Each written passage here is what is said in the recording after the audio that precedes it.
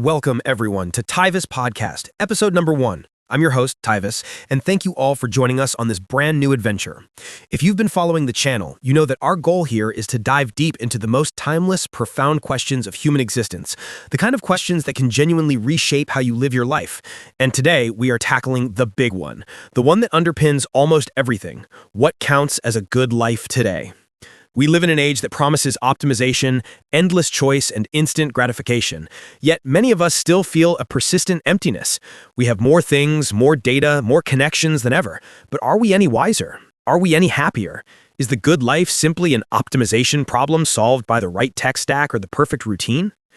To explore this, I couldn't have asked for a better guest. He is the original truth seeker, the intellectual Gadfly of Athens, a man whose ideas underpin 2,500 years of Western philosophy, and who famously declared that the unexamined life is not worth living. He pioneered the art of questioning, relentlessly pursuing wisdom while claiming only to know that he knew nothing. Please join me in offering the warmest welcome to a true iconoclast, the stonecutter who became the midwife of thought, the one and only Socrates. Welcome, Socrates. It's a profound honor to have you here. Tivas, I thank you for the overly generous introduction. Honors are for the gods and heroes. For a simple old man like myself, a man who spends his days tripping over his own thoughts and asking too many questions, a humble stool and a glass of water would have sufficed. Though I must confess, this podcast, this vessel that carries voices across vast distances, is a wonder that rivals the architecture of the Parthenon itself. I am here by virtue of your invitation, and I welcome the chance to examine your question, what counts as a good life today? A truly worthy subject for our shared inquiry. A worthy subject indeed, and your presence alone compels us to set aside the superficial answers. Now, before we tackle the complexities of the modern good life, virtue, well-being, the dopamine system, all of it, I think it's essential for our listeners to understand the man behind the philosophy. You are a figure surrounded by legend and myth, so let's go back to the beginning. You were born in ancient Athens around 470 BCE. Your father, Sophroniskis, was a stonemason, and your mother, Phainarete, was a midwife. We know very little about your early life and education. How did a boy born into a seemingly humble, practical background become one of the most intellectually influential figures in history? The beginning. One cannot know a tree merely by observing its fruit. One must examine its roots. My father, Sophroniskis, taught me a great respect for craftsmanship, the slow, deliberate process of taking crude stone and revealing the form hidden within. And my mother, Phainarete, showed me the delicate art of maetics, or midwifery. I learned from them both that creation is a process of bringing forth what already exists. My father shaped stone. My mother helped bring forth life. I realized that my own work was nothing more than a parallel craft, to act as a midwife of the soul, the psyche. I did not believe I could plant wisdom in others, Tivas, but I could certainly help them give birth to the truth that was already struggling within them. That analogy of the midwife of the soul is truly brilliant. It completely reframes the role of the teacher. It suggests that knowledge is not something poured into a student, but rather drawn out from them. Precisely. Consider this, Tivas. If I could simply tell a man the definition of justice or courage, he would possess the words, but not the understanding. He would be like a man holding a beautiful painted map without ever having walked the terrain. True knowledge, knowledge that governs action, must be earned through self-discovery. But what was your formal education like? Athenian society was highly literate, but how did you cultivate such an unparalleled mastery of logic and dialectic? Was there a specific teacher, a specific text that set you on this path of relentless questioning? The short pause. The most important education I received was not in a classroom, but in the agora, the marketplace, among the citizens of Athens. While I studied the rhetoric of the sophists, I quickly found their teachings to be clever, but ultimately hollow.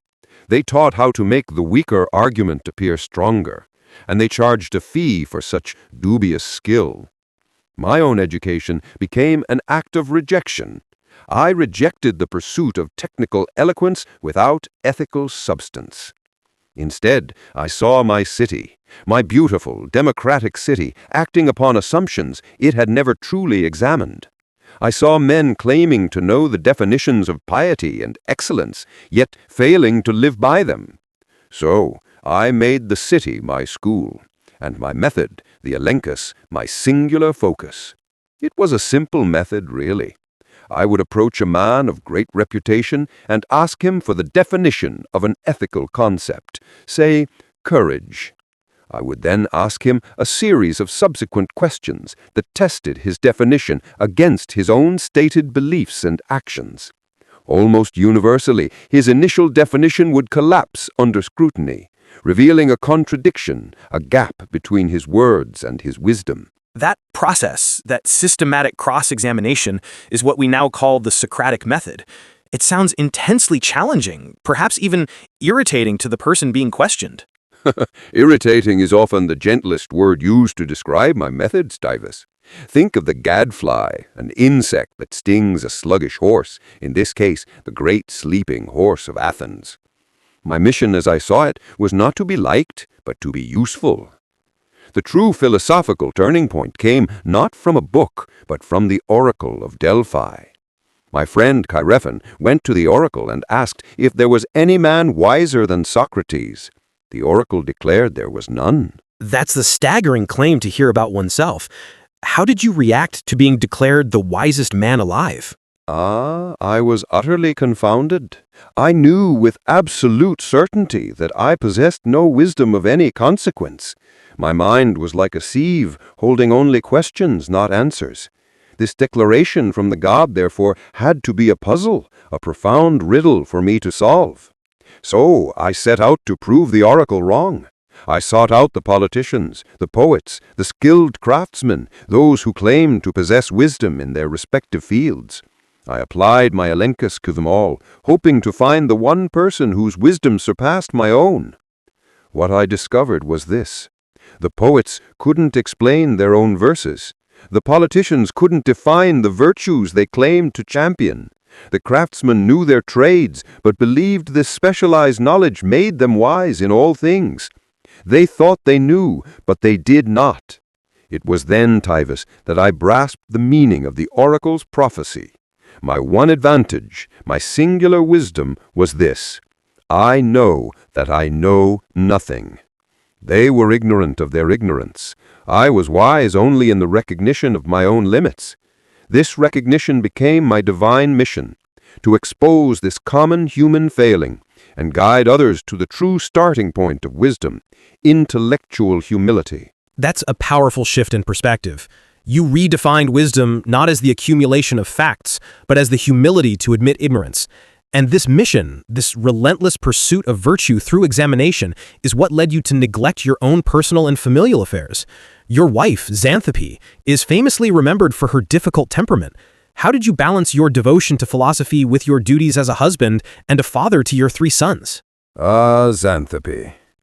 The gods often provide the very trials necessary for the perfection of the soul, Tivas. While some men seek comfort in a gentle wife, I found a constant exercise in patience and self-mastery in mine. If I could endure and maintain my equanimity in the face of Xanthippe's spirited nature, I reasoned I could certainly handle the criticisms and temperaments of the general Athenian population. As for my sons, I loved them dearly. However, I believed that the greatest inheritance I could leave them was not property or wealth, things that are subject to fortune, but the example of a life lived in pursuit of goodness and virtue. The soul's health, its excellence, arete, was my primary concern, for myself and for them. If I taught them to value knowledge over material comfort, I had prepared them for life far better than any dowry could. It sounds like you practiced what you preached. You chose to be wealthy in virtue, rather than in Athenian drachmas. Speaking of material comfort, you were known for your extreme austerity and simple dress, often walking barefoot. In a city that valued artistry, rhetoric, and commerce, what drove you to such an utter indifference to comfort and wealth? My indifference, as you call it, stemmed from a simple observation, that the man who needs the least is the most like the gods. I would often walk through the agora, past the stalls brimming with silks, exotic perfumes, and fine foods, and say to myself, how many things I have no need of. The pursuit of pleasure, the accumulation of possessions, this is a life lived in a state of craving. It is a form of slavery, Tivas, where the inner self is ruled by outer circumstance. I sought autarky, self-governance, or self-sufficiency. The body requires very little to survive. The soul requires clarity and goodness to thrive. I chose to liberate myself from the tyranny of excess, focusing all my energy on the only thing truly up to us, the condition of our own character. The man who needs the least is the most like the gods. That is a powerful, almost radical concept for our modern listeners, who are constantly told that happiness is just one purchase away. That idea of self-governance is a perfect bridge into our next segment. We'll take a quick break, and when we return, we'll move from your historical background to your Socratic critique of our current, often superficial notions of happiness, and explore the tension between inner virtue and outer circumstance. Stay with us, everyone.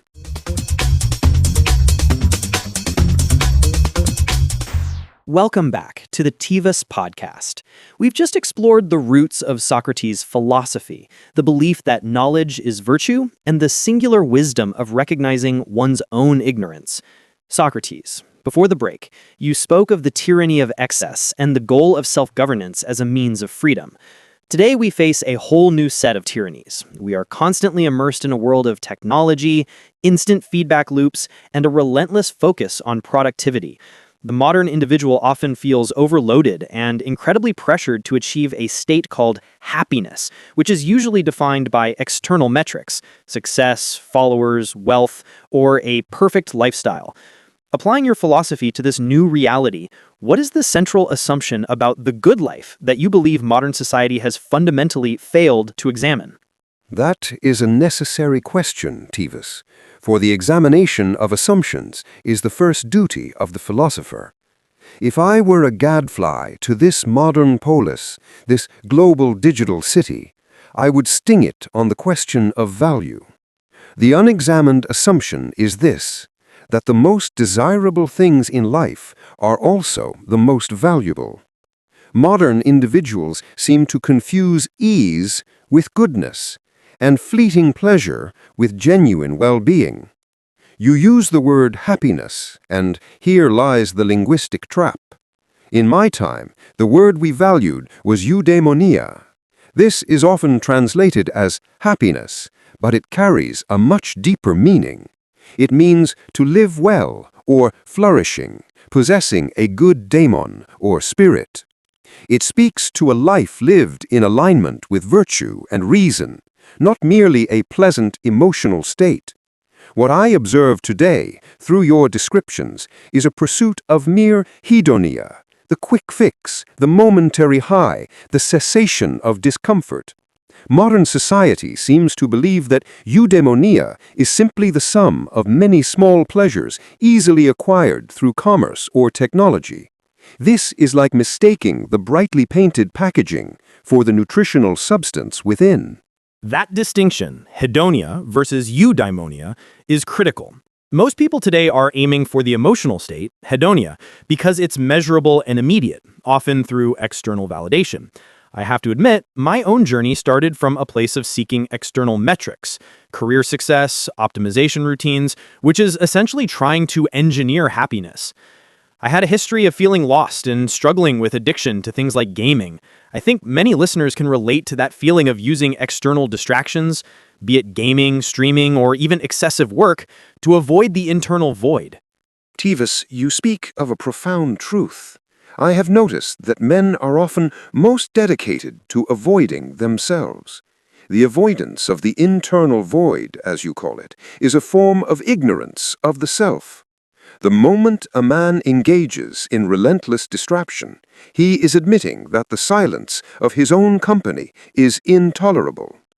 In my time, men escaped to the games, to gossip, or to excessive feasting. You escaped to these video games and to the endless torrent of information from your technology. The method changes, but the fundamental flaw remains the same: a profound lack of courage to confront the state of one's own soul. Tell me, if a craftsman constantly ran away from his poorly constructed tool, would he ever perfect his craft? No. A man who constantly runs from the truth of his character, his inconsistencies, his failings, can never achieve eudaimonia, because he has abandoned the primary project of human life, self-knowledge. That directly links to the core of your philosophy, the unexamined life. Today, the pace of life, driven by economic necessity and technological demands, makes examination incredibly difficult. Many feel trapped. They work long hours, often in jobs they find meaningless, just to maintain a life they barely have time to live. How can a modern person buried under bills and emails begin to question assumptions when simply surviving feels like the primary battle? The survival of the body is necessary, but the survival of the soul is paramount. To be clear, Tivas, I do not advocate for the neglect of one's civic duties or the abandonment of one's necessary craft. But I must ask, are these necessary burdens or are they inflated desires? Let us examine the necessity of the burden. When a man feels overwhelmed by his labor, is it because he is striving for sustenance, which is honorable, or for superfluity, which is enslaving? If the work is the means to acquire things he does not truly need, which in turn require more work to sustain, he is caught in a vicious circle. He is not a master of his life. He is merely an agent of the market. The technology you describe, with its constant demands on attention, is a powerful enemy of the examined life. If the external world is perpetually interrupting the internal monologue, where is the space for reflection? Where is the moment to stop and ask, is this action, this pursuit, aligned with the good I claim to seek? Think of the ship pilot. If the ship is caught in a perpetual storm of external demands, constant waves, constant noise, and the pilot never has a moment to consult the stars or his compass, can he guide the ship to a safe harbor? He cannot. The good life requires periods of stillness to consult the internal compass, the reason, which is the only thing capable of plotting a virtuous course. That makes perfect sense. The technology and work culture effectively drown out the internal voice, making us reliant on external, often flawed, metrics. Let's zoom in on a specific modern misconception related to work and purpose. We often hear the phrase, "find your passion," or "follow your dreams" as the key to happiness. This idea suggests that a good life is built on externalizing a grand, unique ambition. How does this modern focus on a singular, externally recognized purpose interact with the Socratic emphasis on internal virtue and the examined life? The counsel to follow your dreams is often a plea to follow the phantom images of fame and wealth. It is a dangerous form of soul flattery. It places the source of goodness outside the individual, in the outcome or the public recognition of the work, rather than in the quality of the character that performs it. The true Socratic purpose is not found in the grandness of the role, but in the excellence of the performance of the role, whatever it may be. Whether one is a stonemason, a philosopher, or a podcast host, the goodness resides in the degree of justice, integrity, and diligence one brings to the task. My true mission was not to be the wisest man. That title was a paradox. But to be a virtuous man, diligently executing the divine instruction to examine life. The work itself, the process of inquiry, was the reward, because it was an act of reason and courage. If you seek external recognition for your virtue, Tivas, you are performing for the audience, not for your soul. And the audience is fickle, the soul is eternal. That resonates deeply. If I can share a personal story here that relates to the fickleness of the audience, my wife, Raquel, and I have 2 cats, Lucy and Leo. I find genuine, simple pleasure in their company, a quiet moment of warmth. But if I were to post that moment online and it received 1,000 likes, or upvotes, as you might call them, the pleasure shifts. It's no longer just the genuine warmth, it's the validation of the audience, confirming that this simple act counts as happiness. How do we de-link the internal, authentic satisfaction of a moment, like the quiet joy of being with my cats, from the modern psychological need for external validation? Ah, the likes, the fleeting applause of strangers who know nothing of the true state of your soul. This external validation, Tivas, is the poison of self-governance. It turns the internal measure of value into an external plea for affirmation. Think of your soul as a coin. The man who is self-governed carries the mint mark of truth on his own coin. He knows its worth intrinsically. But the man who constantly seeks likes and applause is like a beggar running through the agora, showing his coin to every passerby and asking, "Is this valuable? Tell me its worth. Am I worthy?" The beggar has surrendered the authority over his own value. The true threat of this system is that it teaches men to adjust their actions to maximize applause, not to maximize virtue. They prioritize appearance over substance. They become excellent actors on the stage of the internet, but their inner house is in disarray. The path back to autarky is simple, though not easy. Stop asking the crowd for confirmation. Decide, through reasoned reflection, what actions are good, just, and aligned with your highest values. Perform those actions, whether they concern your cats, your work, or your family, and let the internal satisfaction of the deed be the sole reward. The crowd's opinion is no more reliable than the wind's direction. That puts the responsibility firmly back where it belongs, on the self. It demands courage to ignore the prevailing metrics. Now, let's pivot slightly to the challenges in relationships. You were married to Xanthippe, a woman who famously tested your patience. Modern life, with its technological distractions and high expectations, makes relationships difficult. We often see people abandoning relationships when they cease to be optimally pleasurable or easy. From the Socratic perspective, which valued virtue as the highest good, how should we approach the difficulty and discomfort inherent in long-term relationships, especially marriage? A relationship, Tivas, especially the covenant of marriage, is not a garden meant solely for the harvesting of pleasure. It is a forge for the soul. My marriage to Xanthippe was perhaps my greatest laboratory for practical philosophy. She was a challenge, yes, a continuous source of frustration to the senses, but this was precisely her value. She provided the perfect environment to practice patience, enkrateia, self-control, and equanimity under duress. To become virtuous in the agora is simple. To remain virtuous within the walls of one's own home is a true achievement. The modern misconception is that a good relationship is one that requires no effort, a state of perpetual effortless enjoyment. This is a childish fantasy. The good life is not the easy life. The good life is the one that forces the soul to grow stronger. When you encounter conflict or difficulty with your beloved, Raquel, or even with your cats, you have two choices. You can abandon the relationship to chase an easier pleasure, or you can use the conflict as a mirror to examine the flaws in your own character, your impatience, your lack of empathy, your reliance on logic over emotion. The conflict is not a sign of failure. It is an opportunity for ethical growth. This is where true happiness is forged, not found. The relationship is a forge for the soul. That changes everything. It reframes the struggle from a source of disappointment to a source of strength.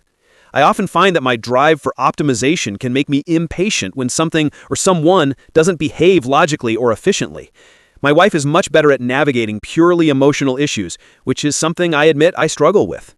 Then your wife is your teacher in the art of empathy, Tivas. Do not scorn the emotional realm because it resists your logic. Reason is the supreme ruler, but it must understand the material it governs, the human heart. The virtue you must cultivate here is understanding, which requires a slowing down of your optimization engine to truly see the other person's reality. This ties back to the necessity of questioning our assumptions. We must question the assumption that life should be easy, that happiness is a static emotional state, and that relationships should be pleasure-centered. Socrates, your critique is powerful. You've shown us that the pursuit of modern happiness often leads us away from eudaimonia by encouraging a life that is unexamined, reliant on external validation, and afraid of necessary struggle. When we come back, we need to dive deeper into how we actually perform this self-shaping. We will discuss how your ancient ideas on discipline and habit might be the original philosophical equivalent of what modern science calls neuroplasticity and the dopamine system analogy. Stay with us for more profound insights on the good life today.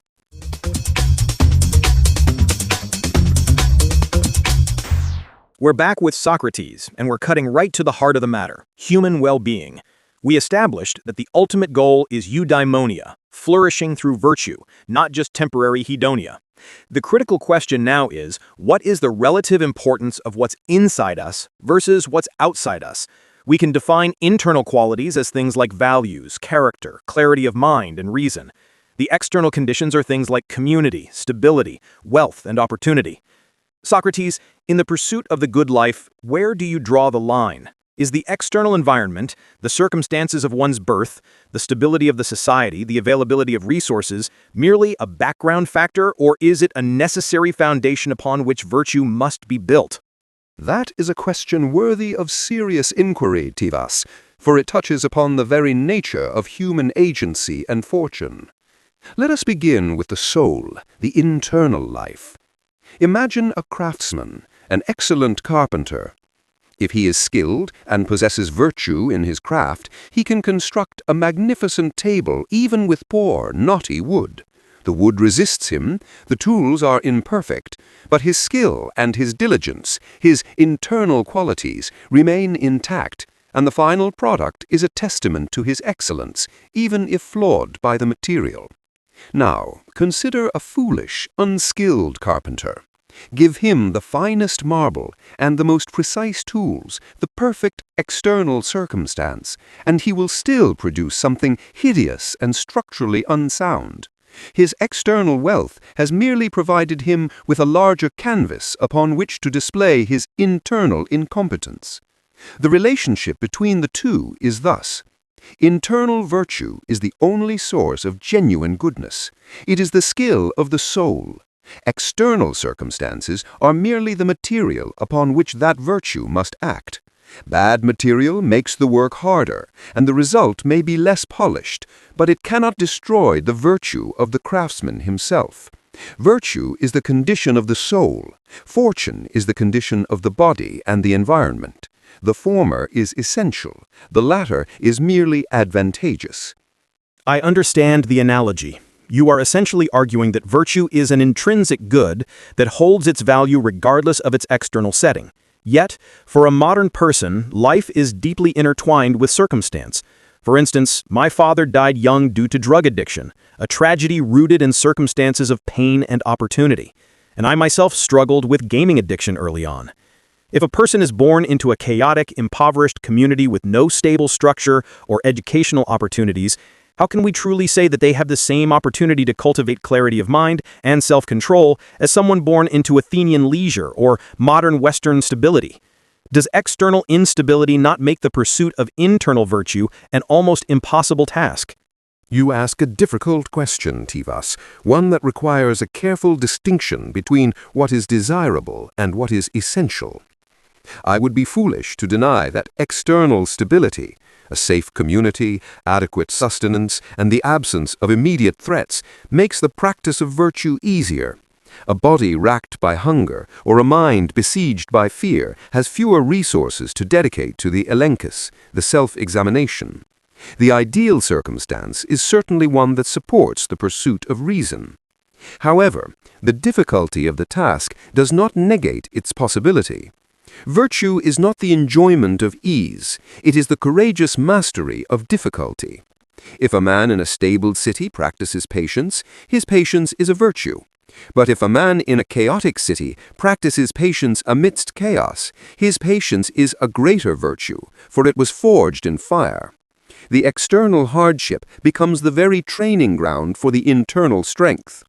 The key here is to define what we mean by opportunity. If opportunity means the chance to become wealthy or famous, then external factors rule. But if opportunity means the chance to choose a good action over a bad one, the choice to be honest, to be courageous, to seek knowledge, then that opportunity exists in all circumstances.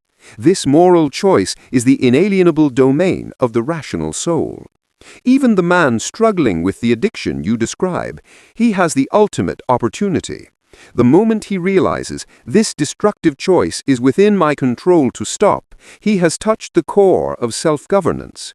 That realization requires no wealth. It requires only truthful self-assessment and a flicker of the will. His environment may scream failure, but his soul can still choose effort. That is an uncompromising stance, focusing on the point of choice as the locus of virtue. It makes virtue an ever-present possibility regardless of surrounding darkness. I understand the moral imperative remains, but let's look at the systemic influence. You mentioned your father's passing from drug addiction. As a young man, I felt like an outsider in school and university, often skipping classes, finding academic subjects impractical, and then becoming aimless and addicted to gaming. My circumstance was initially a lack of stable guidance after my father's death, and a sense of aimlessness, a profound lack of meaning provided by the traditional institutions. It took a significant internal turning point for me to set clear life goals. For someone experiencing that initial state of anomie or deep disorientation, is the internal algorithm not often too damaged or too unformed to function effectively? Is there a minimum external requirement, a stable government, a functioning school system, a lack of immediate material threat that is required before the virtue algorithm can even begin to compute? You speak of the formative years, Tivas, which are indeed crucial. You are right to point out that a soul, like any growing thing, benefits from rich soil and careful tending. Consider the craft of the soul again. If the potter is never shown clay, or the musician never hears harmony, their potential excellence lies dormant. The community, the school, the family, these are the initial instructors. They are meant to demonstrate the forms of goodness and justice, and hand the student the tools of reason. When the institutions of the state or the family fail, when they teach superficiality over substance or profit over piety, they are committing the greatest injustice. They are handing the young soul a corrupted map. This is what happened in Athens, and I suspect it is happening now in your modern world, where the institutions often prioritize quick profit over genuine value. However, even with a corrupted map, the inherent navigational capacity of reason remains. The turning point you experienced, the moment you stopped gaming and set clear goals, that was the soul rejecting the corrupted map and relying on its own inherent ability to seek coherence and self-improvement. That reliance on the inner daimonion, the divine sign, the inner voice, is the ultimate external requirement fulfilled. The realization that the source of guidance lies within, regardless of the quality of the external instructors. The darkness merely forces the man to rely on his own light. That reliance on the internal daimonion is key. It implies that true education is not about what society pours into you, but what you allow yourself to retain and question. It's the kindling of a flame, not the filling of a vessel. But let's look at the community aspect. You yourself were a creature of the agora. You thrived on dialogue and critique. For us, the community is often defined by fractured digital relationships, where real accountability is absent. We have vast networks, but little true connection. Does the lack of a strong, shared, virtuous community, a place where people hold each other accountable to defined ideals of justice and goodness, not make the individual struggle for virtue almost futile? Is the quality of the society not a fundamental external condition for the individual good life? The community is indeed essential, Tivas. Man is a social creature, a zoon politikon, and we hone our virtue against the whetstone of others' opinions and actions. We learn justice by practicing it with our neighbors, and courage by defending our city. However, let us be precise. A virtuous society is the result of virtuous individuals, not the cause of individual virtue. If the society is corrupt, the pursuit of goodness becomes more lonely, but also more noble. Consider my own life. I was a gadfly to Athens, precisely because the community was not virtuous. It was complacent and ignorant. My good life, my Eudaimonia, was achieved in opposition to the corrupt external circumstances of my state, culminating in my trial and execution.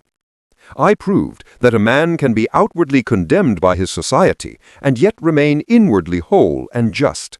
My external circumstances offered death, but my internal condition was freedom. Therefore, your modern fragmented community simply presents a greater test of your integrity. If you cannot find external accountability, you must build the internal accountability system with greater rigor. Your clarity of mind must become the judge, the jury, and the only audience you truly fear.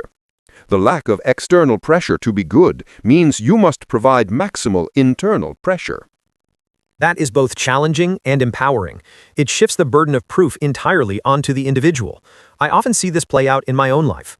My drive for optimization can lead to self-imposed pressure. I constantly seek intellectual stimulation, and I easily feel discouraged if tasks seem too simple. This is my virtue, the pursuit of excellence, becoming a difficult circumstance because it creates internal emotional friction. How does one manage that internal tension when a desirable internal quality, like a strong work ethic or a pursuit of optimization, becomes so intense that it degrades other necessary qualities, perhaps leading to emotional disconnect or burnout? When does the internal virtue become the external tyrant? A profound question, for even the greatest virtue, when untempered by wisdom, can become a vice. We see this in the ambitious statesman whose love of the city becomes tyrannical pride, or the zealous soldier whose courage becomes reckless aggression. Your pursuit of optimization, Tivas, is a love of efficiency and order. It is a philosophical impulse. But if that impulse is applied indiscriminately, if you attempt to optimize the unpredictable human heart with the same code logic you apply to an algorithm, then you err. Wisdom is the ability to recognize the proper measure, metron, for each thing. The measure of a tool is efficiency. The measure of a marriage is harmony. The measure of the soul is coherence. If you try to apply the measure of efficiency, which is a means, to the measure of coherence, which is an end, you create internal disorder. You must temper your fiery logical impulse with the oil of self-knowledge. You become discouraged when tasks are too simple because your soul desires a challenge worthy of its full capacity. This is natural, but the good life requires tasks of all sorts: the simple kindness, the easy rest, the mundane duty. The wise man brings the full weight of his virtue to the simple task, thereby elevating the task rather than diminishing his soul. Do not let your tool of logic become a master. It must remain a servant to the higher aim of a harmonious life. So the internal algorithm needs an executive function, wisdom, to decide when and where to deploy optimization. The challenge is not in the work, but in the judgment of the work. Let's synthesize this tension using a definitive analogy. You were saying that circumstance provides the inputs, the raw materials, the challenges, the noise, the potential distractions. But virtue provides the algorithm, the internal code, that processes those inputs into a flourishing life. The algorithm is always more important than the quality of the immediate input. Is that a fair analogy? Tivas, you are an excellent translator of ancient concepts into modern language. Yes, the analogy of the algorithm is fitting. If the algorithm is flawed, if the reasoning is corrupted by ignorance or dominated by pleasure, then even the finest inputs will be processed into discontent and unjust action. The external world can only provide the data. The soul must provide the wisdom to interpret and act upon it. The good life is thus the product of a well-tuned internal system. The ultimate circumstance is the condition of your own decision-making process. Everything else is secondary. I like that framing of the well-tuned internal system. This naturally leads us to the next crucial step, self-shaping. If virtue is the algorithm, how do we program ourselves?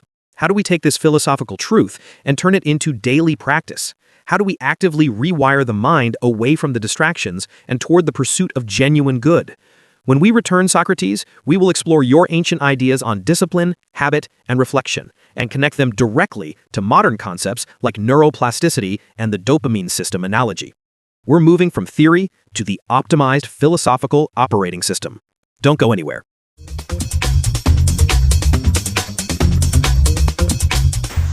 Welcome back. Before the break, Socrates provided a compelling argument that the good life, Eudaimonia, is primarily the product of a well-tuned internal system of virtue, regardless of external circumstance. If virtue is the essential algorithm, the question now is, how do we program it? How do we actively engage in self-shaping? In the modern world, we have concepts like neuroplasticity, the brain's ability to change and reorganize itself by forming new neural connections throughout life.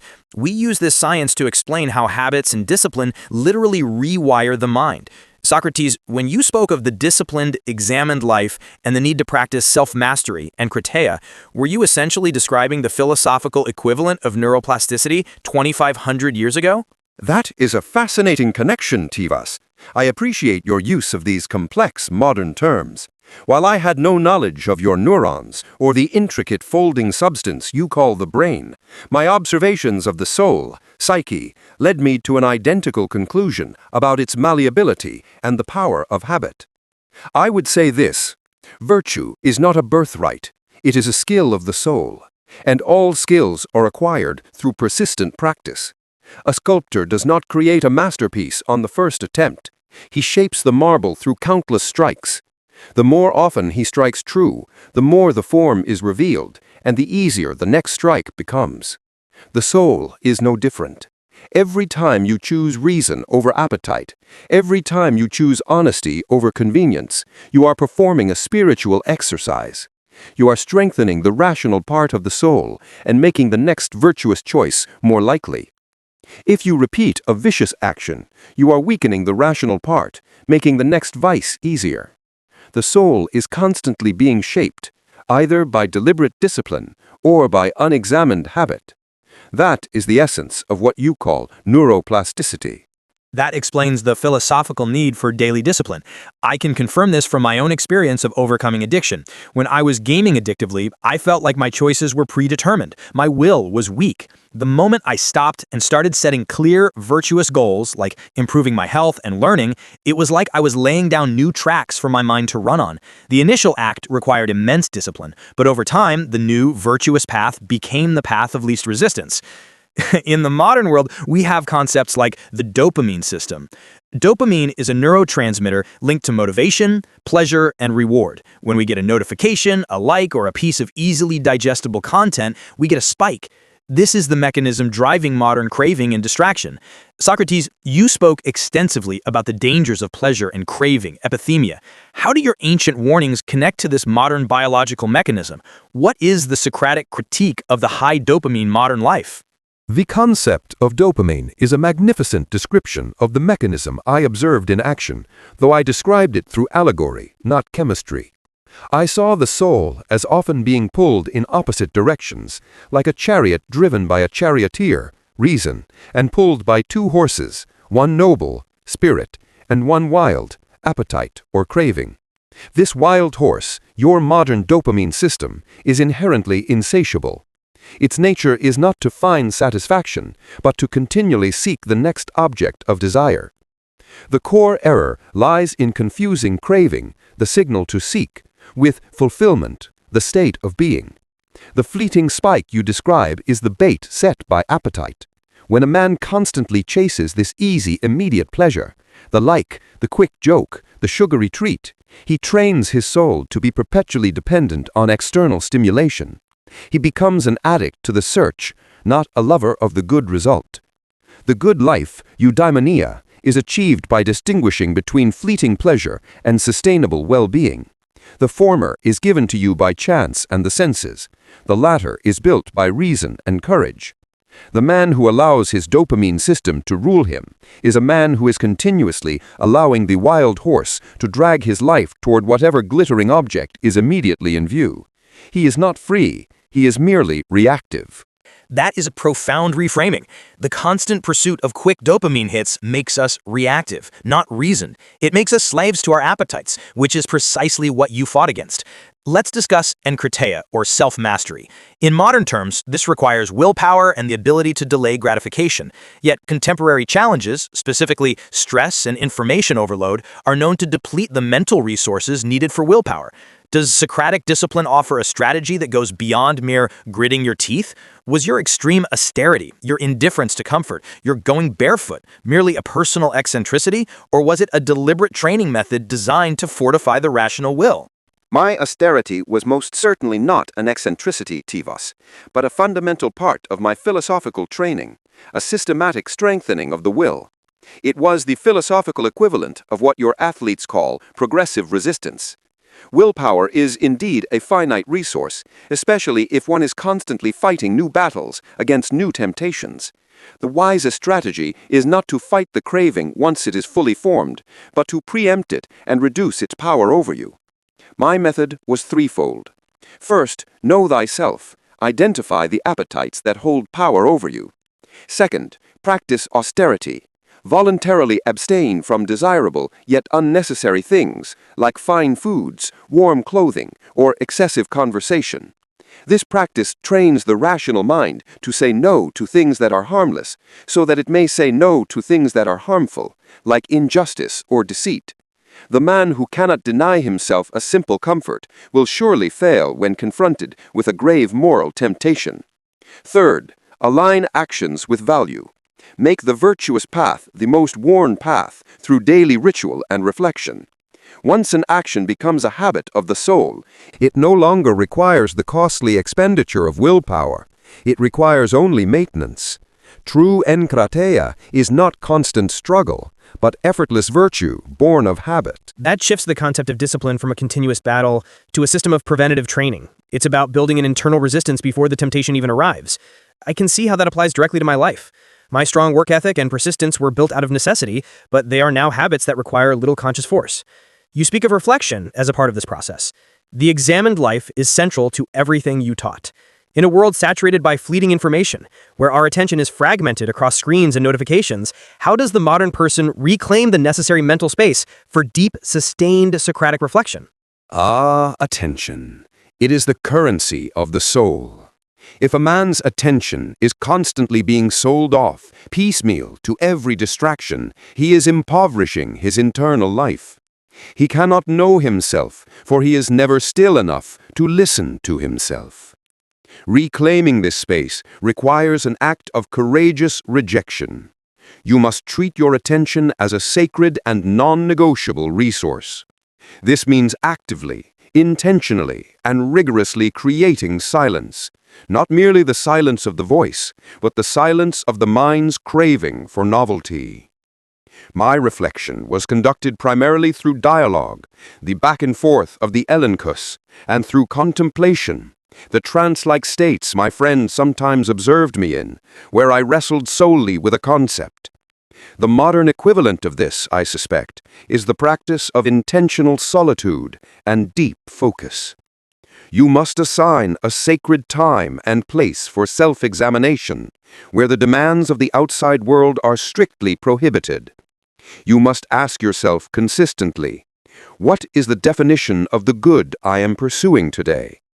Does my action conform to that definition? If the unexamined life is not worth living, the distracted life is simply not lived at all. It is merely a sequence of reactions. The image of attention as a sacred currency is powerful. It makes me realize that every notification I allow is effectively a tax on my clarity. Let's delve into one final aspect of self-shaping before we move to meaning. You were often indifferent to your physical appearance and comfort, yet you valued physical training for soldiers. Did you see the discipline of the body as an essential component for the discipline of the mind? Was the cultivation of physical health an input for the virtue algorithm? Indeed, the health of the body is not the goal of philosophy, but it is an essential ally in the pursuit of virtue. The soul is housed in the body. If the house is weak, the activities within it are constantly hindered. My own lack of vanity concerning my appearance was an exercise in placing substance over superficiality. But I was nonetheless known to be physically enduring, capable of marching long distances and bearing severe cold and heat. This endurance was a form of practical self-mastery. If the body is soft, the mind quickly submits to discomfort. If the body is robust, the mind learns to be resilient and patient.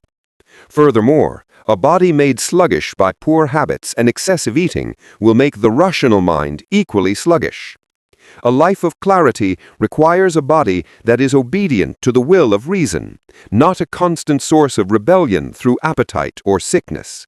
Therefore, treating the body well is not a matter of aesthetics, but a matter of ethical duty to the soul.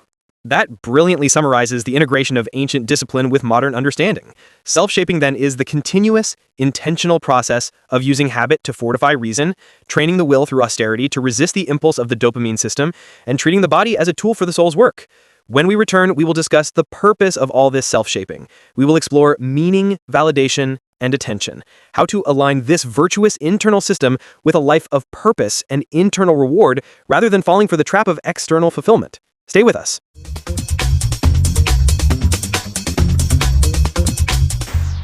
We return to the Tivas Podcast. We've established that the good life is achieved through self-shaping, using discipline to build a virtuous internal system. But the question remains, what is the system for? What is the ultimate purpose of this rigorous internal optimization? The next critical layer is meaning, validation, and attention. We live in a world of constant overload, where true focus is rare. Socrates, you rightly called attention the currency of the soul. How does the disciplined management of our attention directly lead to the feeling of meaning and purpose?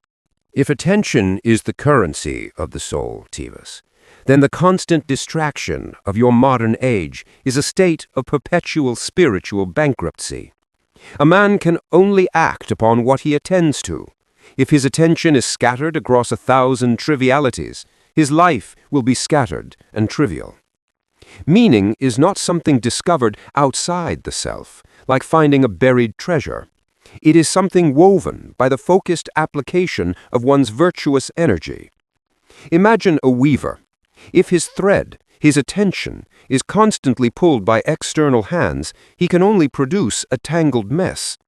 But if he focuses his attention, applying his skill, virtue, to the material, his life's tasks, he weaves a coherent, beautiful tapestry. Purpose is simply the act of living excellently. My purpose was not defined by the money I made or the statues erected in my honor. It was defined by the quality of my inquiry and the diligence with which I served the God by examining others. When you apply your full, disciplined attention to the highest value you know, the feeling of meaning is the natural internal reward. I feel that internal reward when I am fully immersed in a complex project, like preparing these questions. It's a state of deep flow, or what your descendants might call contemplation. But I have to fight constantly to maintain that focus against the pull of my phone, my emails, or the latest news cycle. The modern world confuses two things: internal fulfillment and external validation. In my work, if I produce a deeply meaningful podcast episode, but few people listen, I might feel satisfied internally. But if I post a silly, easily shareable snippet that gets millions of views, a massive external validation, the reward system gets confused. How does Socratic discipline help us recalibrate our internal reward system to prioritize the act over the applause? This confusion between the act and the applause is a grave philosophical illness, rooted in the very ignorance we discussed earlier. Let us employ the analogy of the cook and the taster. The cook, the virtuous person, judges the meal based on its nutritional value, its preparation, and its adherence to the art of cooking. His reward is the internal knowledge that he acted skillfully and justly. The taster, the external audience, judges the meal based on the immediate pleasure of the tongue, the fleeting sensation. When a man confuses external validation with fulfillment, he stops being a cook and starts being a perpetual beggar for the taster's approval.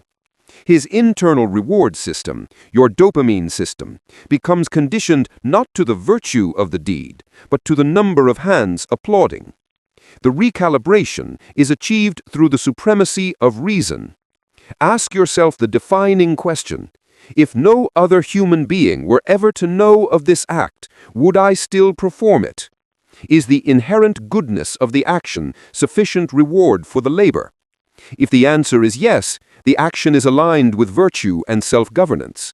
If the answer is no, you are performing a public spectacle and are by definition controlled by the fickle opinions of others. You must learn to trust your own internal measure of goodness more than the collective vote of the crowd. That is a harsh but necessary acid test. If no one knew, would I still do it? That question instantly dissolves most modern motivations, especially those driven by social platforms. I want to tie this back to the management of attention. You experienced life in a society without the information overload we face. You had the luxury of long periods of contemplation. For us, every waking moment is a torrent of data. What specific Socratic discipline can we apply to protect our attention from this modern, technologically driven fragmentation? The discipline must be one of radical subtraction.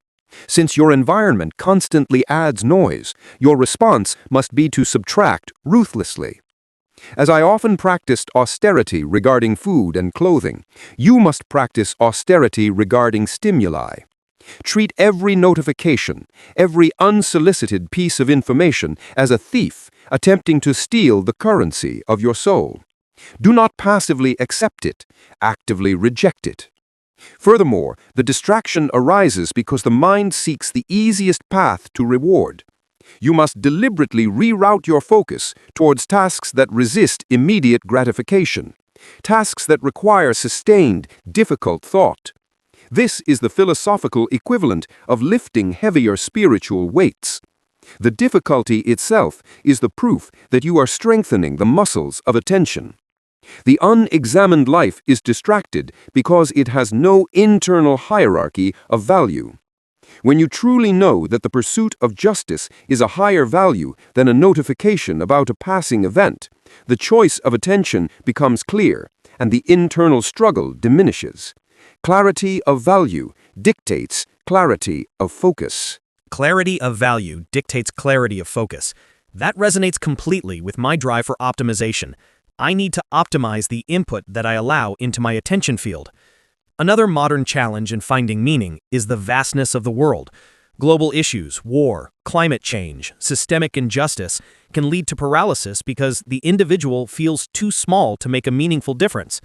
How does a Socratic life, focused on individual virtue, provide a sense of meaningful efficacy when confronting problems of this global scale? The scale of the world's problems is indeed intimidating, Tivas, but the feeling of paralysis is rooted in a fundamental error of scale. You seek to fix the entire cosmos, the universe, but you forget that the only part of the cosmos truly under your control is your own soul. The good life is not measured by the breadth of your influence, but by the depth of your virtue. If you are just in your own small dealings, if you pursue knowledge diligently, and if you treat your immediate neighbors and family with honesty and integrity, you have performed the only task that is truly yours to perform. You have made the one sphere you control, your character, perfectly good. Do not ask, "How can I stop the war across the sea?" Ask, "Am I acting justly in my own home and marketplace?" If every man made his own soul sound, the world would, by necessity, be sound. Your meaning and purpose are found in the duty to your own excellence, not in the impossible burden of perfecting the world's external circumstances. This is the internal reward system working as intended. The reward is the quality of the deed itself. That is a crucial correction of scale. It's empowering because it removes the pressure of impossible external outcomes and focuses on the achievable internal process. Let's consider the concept of the internal reward system. I found profound meaning in rescuing myself from addiction, setting clear life goals, and building my career and physical health. The reward was not external praise, but the internal shift, the feeling of coherence, of being aligned. How do we continuously fuel this internal reward system once the initial rescue phase is over? Once the virtue algorithm is functioning well, what is the next source of meaningful energy? The energy of the virtuous life is self-sustaining, Tivas, because the fuel is knowledge. The deeper the understanding of the good, the greater the desire to pursue it. The maintenance of the internal system requires continuous growth and refinement. You must perpetually seek a deeper definition of justice, courage, and goodness. This means that the reward is not merely the feeling of alignment, but the process of seeking the truth itself. The philosopher, the lover of wisdom, is always fueled by the knowledge that there is always more to know, and always more to improve in his understanding and his actions. The next source of meaningful energy is found in the application of your virtue to service. Not service for recognition, but service as a natural outflow of your internal goodness. You host this podcast to aid your own enlightenment and that of your listeners.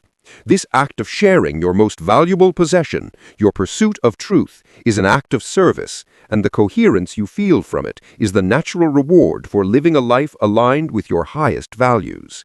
This leads us directly to our next theme, internal satisfaction. Internal satisfaction. Aligning action with value.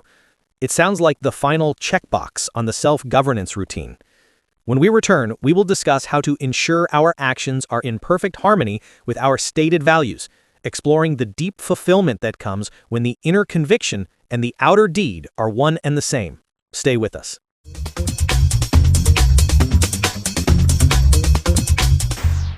Welcome back. We've dissected the nature of virtue and the necessity of self-shaping. We've established that the good life is built on an internal system of reason and discipline. Now, let's discuss the consequence of operating that system correctly, internal satisfaction. This segment is about coherence, the alignment between what we deeply value and what we actually do. Socrates, you held that knowledge is virtue, meaning that if a person truly knows what is good, they will necessarily pursue it. However, in the modern world, people often suffer from a huge gap between their stated values and their daily actions. They know they should be present with family, but they check their phone. They know they should value health, but they choose the instant gratification of unhealthy food. We call this acrasia, or weakness of will. Does your original teaching imply that acrasia is simply an illusion, that they don't truly know the good they claim to value? You have arrived at the core paradox of human morality, Tivas. The phenomenon you call acrasia, the knowing of the better and the doing of the worse, is, in my view, precisely what happens when knowledge remains shallow and unexamined. If a man truly possessed knowledge of the good, not merely a definition of it, but a profound, internalized conviction of its necessity and its superior value, he could no more choose the lesser good than a thirsty man could choose sand over water. To knowingly choose the lesser is to demonstrate that the true value of the greater good has not yet been understood by the soul. Think of your own experience overcoming addiction.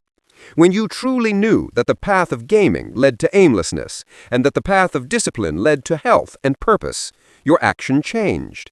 The turning point was the acquisition of real knowledge regarding the consequences and values of those two paths.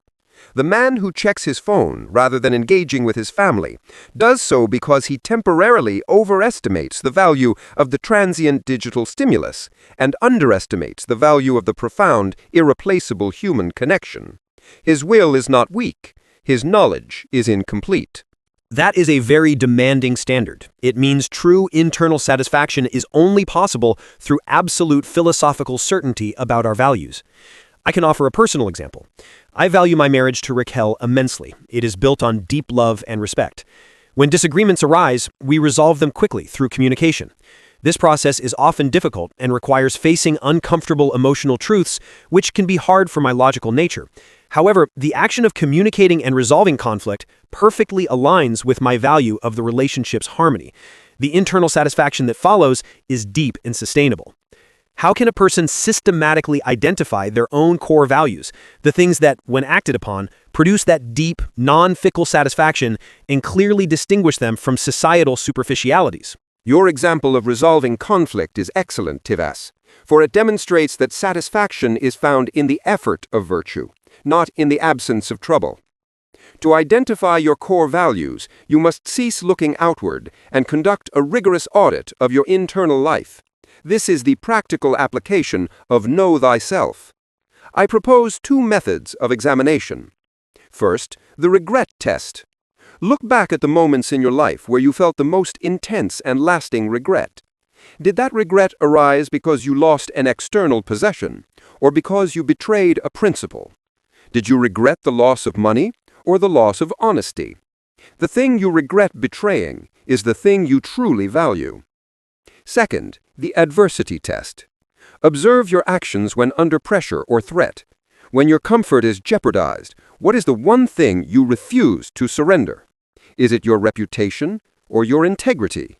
The value you defend at all costs under duress is your core principle. The superficialities, the desire for easy fame, comfort, or applause, will crumble under this test. The core values, courage, justice, intellectual integrity, are the ones you will die to defend.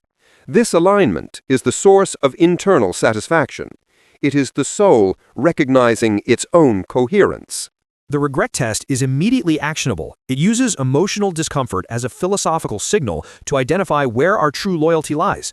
Let's discuss the internal reward system in relation to this alignment. When an action aligns with a core value, the reward is often described as a sense of peace, coherence, or integrity. This is very different from the quick dopamine hit we get from external validation. How does the cultivation of internal satisfaction become a defense mechanism against the temptation of external validation?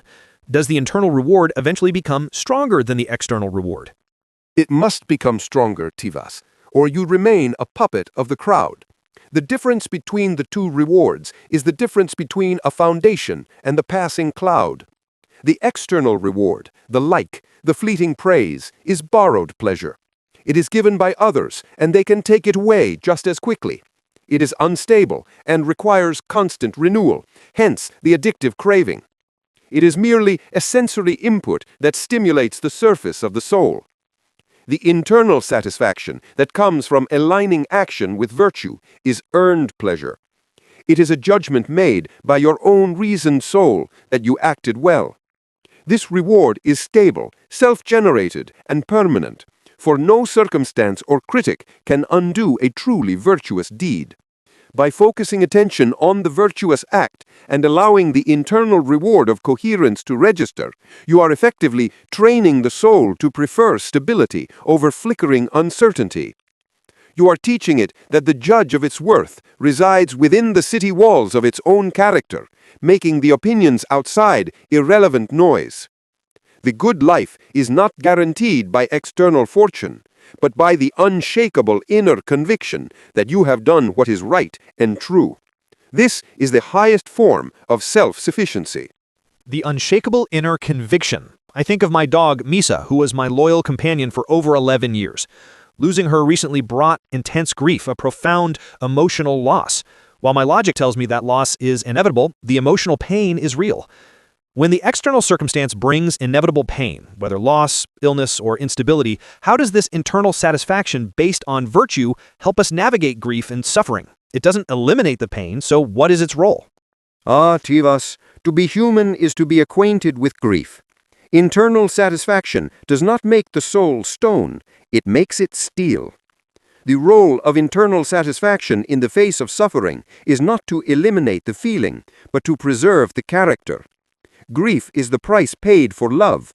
It is a natural, temporary affliction of the body and the sensitive part of the soul.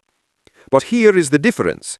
The man whose life is built on external things suffers the loss of the external object and the simultaneous loss of his meaning and internal structure. He loses everything. The virtuous man, however, faces the loss with the knowledge that he was just and loving throughout the relationship. He grieves the loss of the companion, but he does not grieve the loss of his own integrity. His internal structure, his virtue algorithm, remains intact and operational. He can mourn the passing of his beloved companion while simultaneously affirming the goodness of the life he lived alongside her. The inner core is unassailable.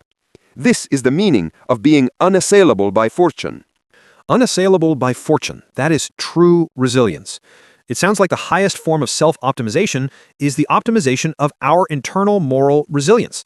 This pursuit of unassailable character demands immense courage, the courage to face both external threats and internal emotional discomfort. This brings us to our next crucial topic. When we return, we will discuss courage, resilience, and confronting contemporary fears. What did courage mean to you, Socrates, and how can we apply that ancient definition to overcome the modern fears of failure, judgment, and instability? Don't go anywhere.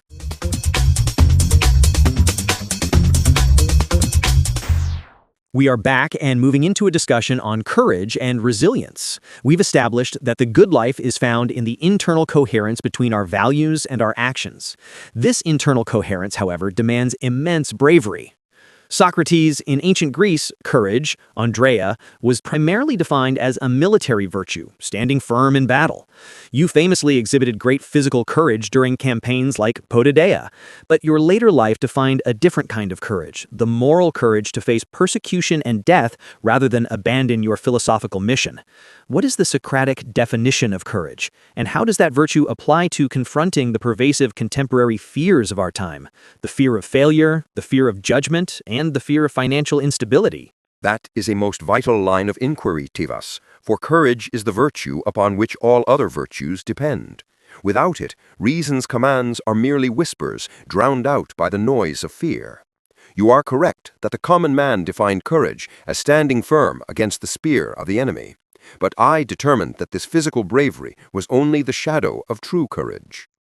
The true definition of courage is the knowledge of what is truly to be feared and what is not. The soldier who fights fiercely out of ignorance, not truly understanding the value of his life or the threat he faces, is merely reckless. The courageous man is the one who understands that the only thing truly to be feared is injustice and moral corruption of the soul. He fears the unjust deed far more than he fears death or discomfort. This applies directly to your modern fears. When a man fears failure in the marketplace, he is demonstrating that he values external reputation, success, more than internal virtue, the honest effort of the attempt. He fears the opinion of others more than the betrayal of his own potential. The true failure is not in losing a contest or a contract. The true failure is in failing to act justly due to cowardice or self-interest. Once you know this, once you shift the locus of fear from the external outcome to the internal moral act, you become immediately more resilient. That is a fundamental reorientation of fear. You move the threat from the external world to the internal. My own journey confirms this. I used to fear failure and judgment, especially when I felt like an outsider. But after overcoming my past struggles and finding passion in this work, I realized that the true danger was being insincere or unexamined. Now, the fear of not being honest is far greater than the fear of being judged. Let's focus on the fear of judgment, which is amplified by social media. People are terrified of public ridicule, cancellation, or simply not measuring up to an impossible external standard. Your own life offers the most extreme example of this fear. You were publicly accused, condemned by the state, and executed, the ultimate societal judgment. How did you find the resilience to maintain your philosophical integrity even when you knew it would lead to your death? What is the Socratic strategy for surviving the judgment of the crowd? The judgment of the crowd. It is, I assure you, a terrifying force, only to those who have yet to settle accounts with their own conscience. I survived the judgment of the crowd because I had already completed the most rigorous trial of all, the judgment of the examined self. When the court of Athens judged me, they were merely passing an opinion on my external actions, my role as a gadfly. But my soul knew, with complete certainty, that I had acted justly, rightly, and according to reason throughout my life. The strategy for resilience is this: never prioritize the opinion of the many over the judgment of the one who possesses knowledge. The majority of people are ignorant of the true definition of goodness. Their judgment is therefore based on ignorance, emotion, and self-interest. Why should the virtuous man who seeks knowledge and truth fear the opinion of the ignorant? My concern was not what the Athenians thought I did, but what I knew I did. This conviction grants an unshakable inner freedom. The crowd can take your life, your property, and your reputation, but it can never take your virtue or your knowledge. These are the only truly valuable possessions, and they are impervious to external force. That is a profound lesson in internal locus of control. The only thing we truly need to fear is our own moral corruption. Let's discuss the fear of instability. In modern life, we face economic instability, rapid technological change, job disruption, and general uncertainty about the future. This instability is a major source of anxiety, making people cling desperately to material security. Does the Socratic focus on virtue mean we should be indifferent to these external instabilities, or does it require a more active, resilient engagement with them? Indifference is often confused with virtue, Tivas. I was indifferent to comfort, but never indifferent to duty or preparation.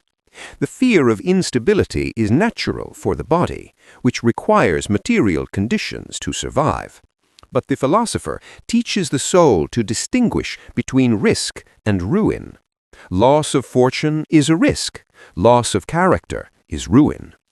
The resilient engagement with instability means preparing prudently for the external world while anchoring your happiness entirely in the internal. You must work diligently to secure your livelihood, not because wealth guarantees happiness, it does not, but because it affords the freedom and time necessary to pursue virtue.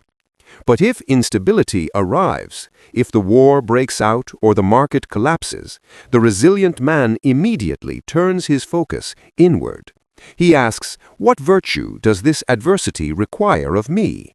Does it require patience, creativity, courage in scarcity? The external chaos becomes a spiritual exercise to test and strengthen his character. The only thing truly stable in a changing world is the unwavering commitment to moral excellence. That is a profound distinction. Risk versus ruin. It transforms external threats into internal opportunities for growth. Let me apply this to a loss close to my heart. My dog, Misa, passed away recently. It was a loss that felt like a chunk of my youth was gone. The grief was profound. I know logically that loss is part of the human condition, but the emotional reality is overwhelming. How does Socratic virtue offer resilience in the face of deep, inevitable grief and emotional suffering? Your grief, Tivas, is a testament to the love you shared with Misa. It is the natural price of having valued another being, and it is honorable. Socratic philosophy does not seek to make the soul cold, it seeks to make the soul rational and whole. The virtue of resilience here is found in two acts of reason. First, acceptance of the inevitable. You acknowledge that the life of the dog, like the life of man, is bounded by time. To fight the natural order is irrational and increases suffering. The virtuous man accepts what is not up to him. Second, affirmation of the good deed. You grieve the absence of Misa, but you do not grieve the manner in which you treated her. You gave her a life of loyalty and love. The virtue of your kindness, your fidelity as a companion, is a permanent achievement of your soul that no death can erase. The goodness of the act remains. The resilient man finds his stability in the permanent record of his good deeds, not in the impermanence of external life. The internal satisfaction of having acted justly and lovingly is the anchor that prevents the ship of the soul from being entirely wrecked by the waves of grief. The goodness of the act remains. That is a comforting and powerful idea. The goal is to ensure that even in the face of loss, our character is preserved. This entire discussion on courage and resilience, the ability to detach from outcomes and attach to intention, requires a constant shifting of perspective. We need to zoom out to see the big picture of life and death, but then zoom in to focus on the immediate moral choice. When we return, we will discuss perspective management, panoramic view versus focal vision. How do we master this art of philosophical adjustment to optimize our decision-making about the good life? Stay with us.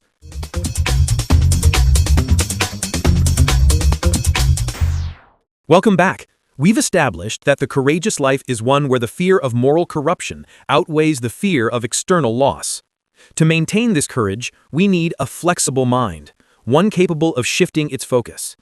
Our next discussion centers on perspective management, the philosophical art of shifting perspective between the panoramic view, stepping back for broad, long-term reflection, and the focal vision, zooming in for immediate, intense moral choice. Socrates, you were famous for your sudden, deep trances of contemplation, suggesting you could shift your mind to a very broad, almost detached state. Why is the ability to shift between these two modes of vision, the grand cosmic view and the immediate ethical choice, essential for making sound decisions about a good life? The mastery of perspective is the hallmark of the rational soul, Tivas. A life governed by a single, rigid view is doomed to imbalance and error. Consider the craftsman again. To assess the beauty and structural integrity of a large temple, he must first take the panoramic view, stepping back to see the design, the proportions, and how the temple sits against the skyline. This panoramic view represents broad reflection, understanding the long-term purpose of life, the inevitability of death, and the universal definitions of justice and goodness. This view provides wisdom. But to lay a stone with precision, to ensure that the current task is executed with excellence, he must employ the focal vision, zooming in to see the immediate edge of the marble, the exact angle of the chisel. This focal vision represents intense concentration on the immediate moral act. This view provides virtue. The man who lives only in the focal vision becomes obsessed with trivial details and temporary pleasures. He misses the purpose of the whole. The man who lives only in the panoramic view becomes detached and paralyzed, unable to act on the principles he has contemplated. The good life is found in the skillful, intentional oscillation between the two. I feel that tension daily, especially with my drive for optimization. I need the focal vision to execute my podcast preparation efficiently and produce a high-quality product. But if I don't use the panoramic view, I risk becoming a slave to mere productivity without purpose, missing the fact that I need to dedicate time to my wife, Raquel, and my cats, Lucy and Leo. How do we practice the panoramic view? What Socratic thought process or mental exercise allows us to step back from the immediate noise, the emails, the deadlines, the daily urgency, and see the life and death stakes of our existence? To practice the panoramic view, you must engage in the philosophical act of contempt for the temporary. When you feel consumed by urgency, by the deadline, the perceived crisis, the immediate social demand, you must mentally project yourself forward in time. Ask yourself, will this matter in 1 year? Will this matter on my deathbed? By measuring the current urgency against the absolute certainty of your end, you immediately reduce the weight of the temporary. The key is to contemplate things that are permanent or universal, the nature of the cosmos, the definition of justice, the inevitability of change, and the immortal value of your soul. When I entered my contemplative trances, I was seeking this detachment, to view Athens, my debts, and my trial from the vantage point of eternity. From that height, the trivial concerns of the marketplace shrink to their true, minuscule size. You see that the only thing that retains its value regardless of time is your moral choice in the present moment. That is an incredibly practical way to reduce the psychological load of the present, to measure it against the scale of eternity. It uses the certainty of death as a tool for clarity. Conversely, the focal vision requires total immersion. I struggle with this when tasks are too simple, leading to distraction. How do we ensure that when we do zoom in, we are applying the necessary intense focus to the right thing, to the moral moment, and not merely to an enjoyable distraction? The focal vision must be guided by the principles established in the panoramic view. The principle is this: focus your attention on the thing that possesses the highest intrinsic value. The right thing to focus on is always the moral quality of the current action. For the stonecutter, it is the perfect strike of the hammer. For you, preparing your podcast, it is the pursuit of truth and clarity in your questions. For your wife, it is the sincerity of her communication.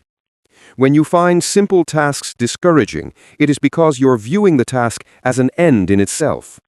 You must instead treat the simple task as a training exercise for virtue.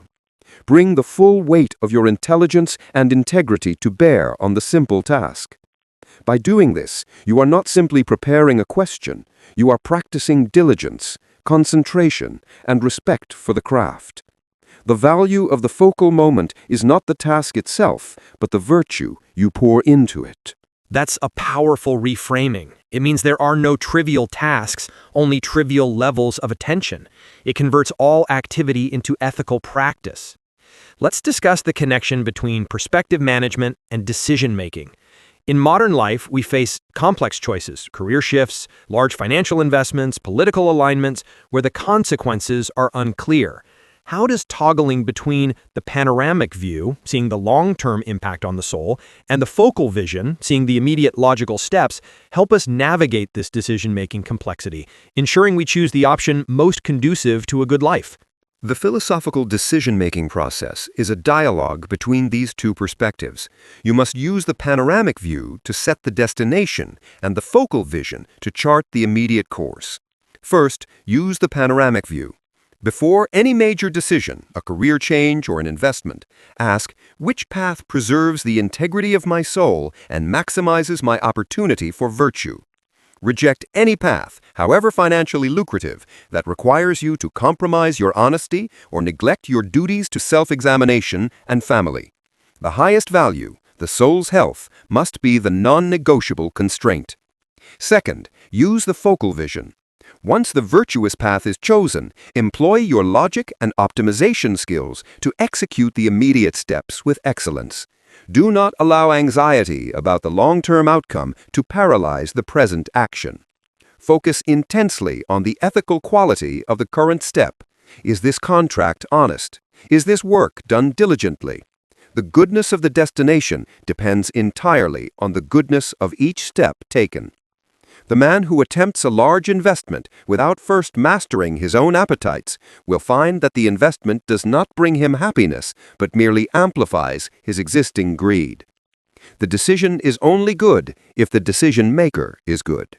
That is the ultimate constraint programming. Integrity must be the constraint. I want to briefly touch upon the Socratic concept of the daimonion, your inner divine sign that often prohibited you from taking certain actions. In modern terms, we might call this a strong intuition or a deeply integrated moral compass. Is the daimonion simply the result of successfully shifting perspective? A clear, instantaneous moral signal that arises when the panoramic view, the soul's accumulated wisdom, and the focal vision, the present moral choice, are brought into perfect alignment? That is an excellent way to describe it, Tivas. The daimonion is not a voice speaking answers. It is a check, a prohibition. It is the accumulated wisdom of the examined life speaking in a moment of potential error. When you consistently practice the panoramic view, you engrave the universal principles of justice and goodness onto your soul. When you then engage in the focal vision and are about to take an action that violates those principles, the daimonion intervenes as a sudden, clear alarm. It is the sound of your virtue algorithm detecting a fatal error in the proposed operation. It is the spontaneous alignment of the timeless self with the immediate self. Therefore, the goal of perspective management is to make the daimonion unnecessary for guidance, needed only for caution. True wisdom is knowing the good so completely that the choice is made before the alarm even sounds. That is true philosophical optimization, making the moral choice instantaneous and intuitive.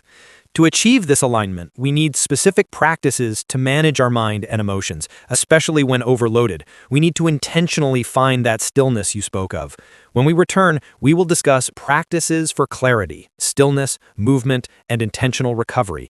We will explore Socratic practices like reflection and dialogue and connect them to modern equivalents like mindfulness and intentional rest.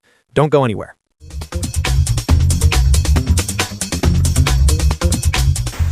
Welcome back. We've discussed the necessity of perspective management, shifting between the cosmic view and the ethical moment to ensure our decisions align with virtue. The only way to master this is through consistent practice. Our focus now is on practices for clarity. In the ancient world, you relied on dialogue, the elenchus, reflection, and periods of intense stillness, your famous trances, to achieve mental clarity. Today, we look for similar results in modern practices like mindfulness, deep rest, and intentional recovery. For the modern person whose mind is constantly churning with information and distraction, what is the essential Socratic practice for finding stillness and beginning the process of genuine reflection? The essential practice, Tivas, is the deliberate cultivation of internal silence. Stillness is not merely the absence of external sound, it is the submission of the wild appetites that clamor for immediate sensation. My own periods of stillness, my trances, were moments of radical, focused attention turned inward, away from the body and the demands of the environment. I was attempting to hear the voice of reason alone, undisturbed by fear, desire, or societal gossip. To begin, you must first secure a sacred time each day, a segment of the day where nothing is permitted to enter your attention field. This is not a time for planning or calculating. It is a time for dispassionate observation of your own thoughts. Observe the thoughts as if they are foreign ships passing by the harbor of your mind. Do not board them, do not guide them, simply observe their nature.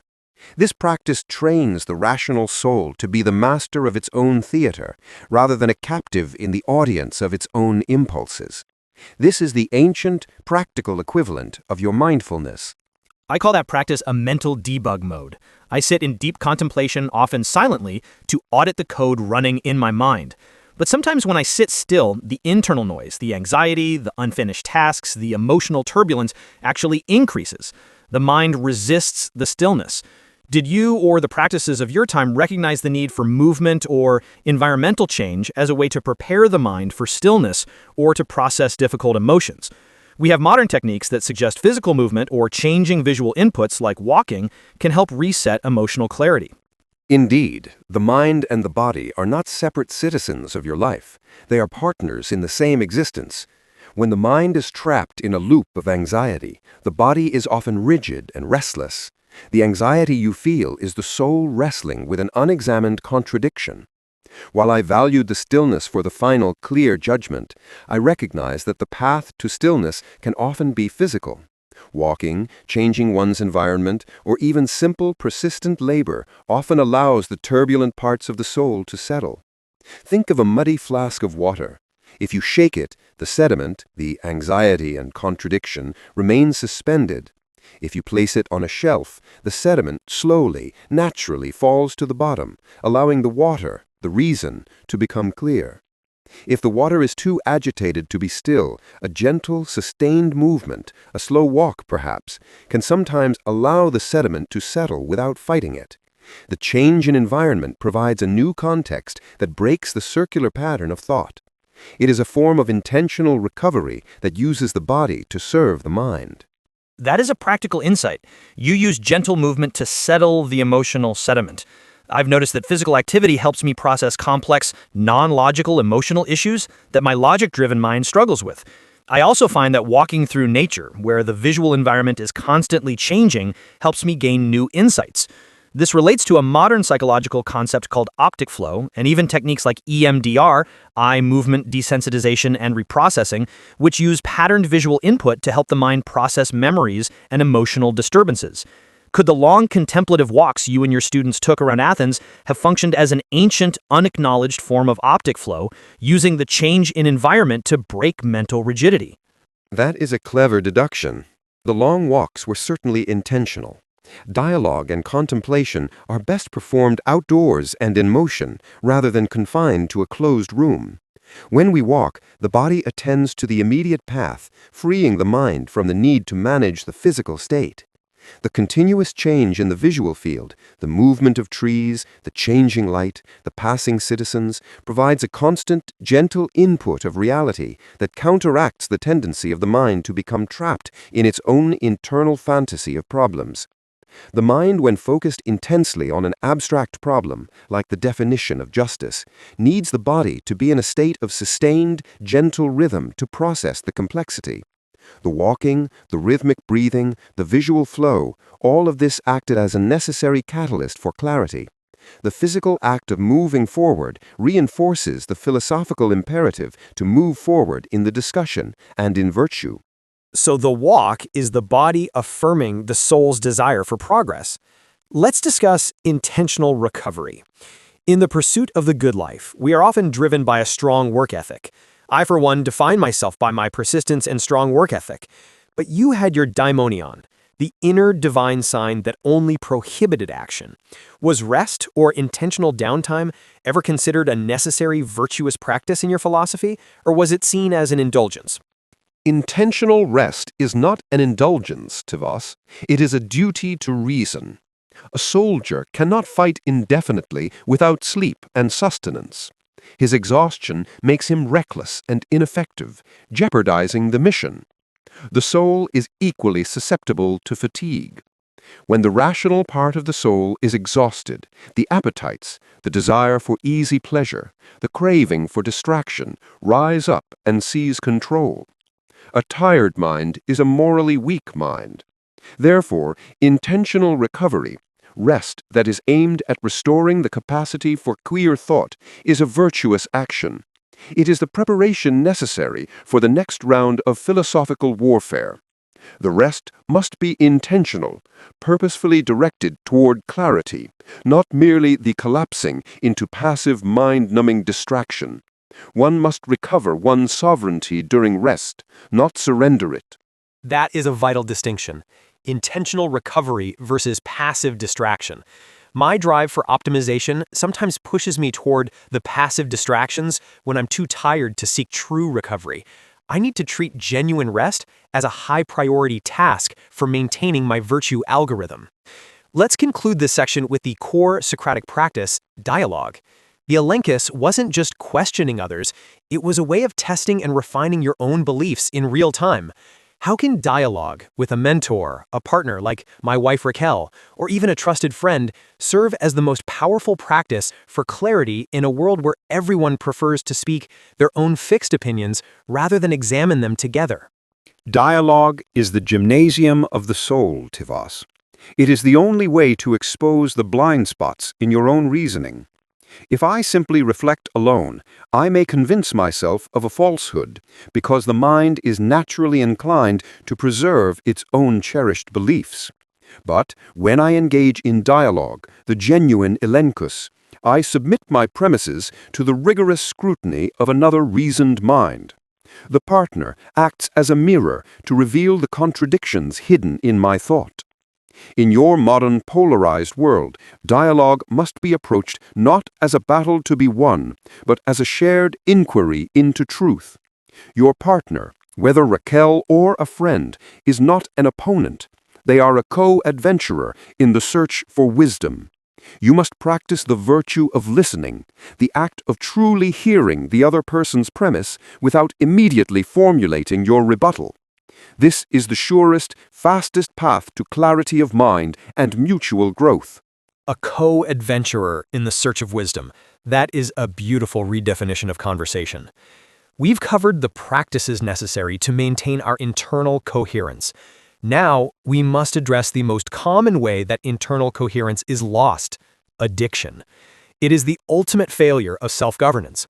When we return, we will discuss Socrates on addiction, reclaiming agency, and identifying inner misalignment. We will analyze addiction as a lack of self-governance and identify the internal markers that signal we're drifting from the good life. Don't go anywhere.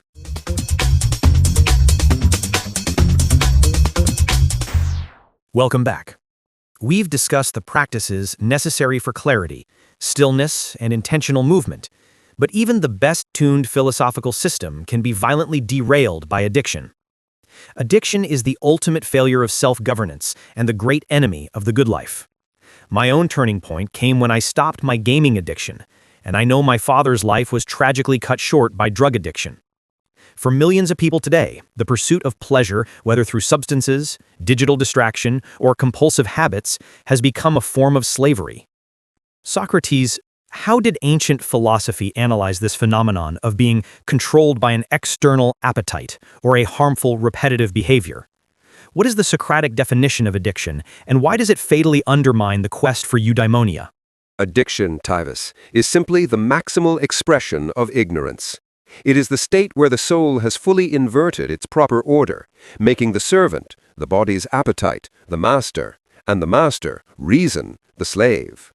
We analyze this state not merely as a matter of weak will, but as a lack of true knowledge.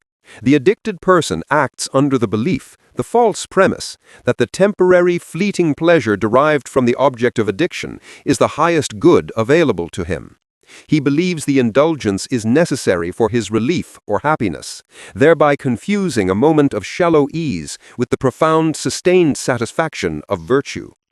This fundamentally undermines eudaimonia, because the good life requires autarky, self-rule. The good man is the one who is free to choose the virtuous action.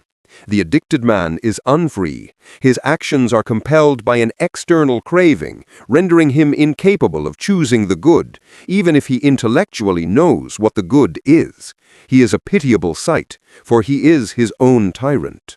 That reframes addiction from a moral failing to a philosophical captivity, a profound failure of the knowledge algorithm. And in the modern world, the number of potential captors is infinite, constantly available and highly optimized for craving, digital entertainment, endless consumerism, social validation loops. You spoke of the need for an internal marker, a signal that we are drifting from the good life. Before the full catastrophe of addiction or moral collapse sets in, what are the internal symptoms, the philosophical equivalents of fever or pain, that signal to the individual that their coherence is breaking and their agency is slipping away? The wise man must learn to read the small disturbances in his soul, just as the pilot learns to read the small shifts in the wind. The signs are subtle but unmistakable. The primary marker of inner misalignment is restlessness without clear purpose. The soul that is coherent finds its fulfillment in the task at hand and in the stability of its own character.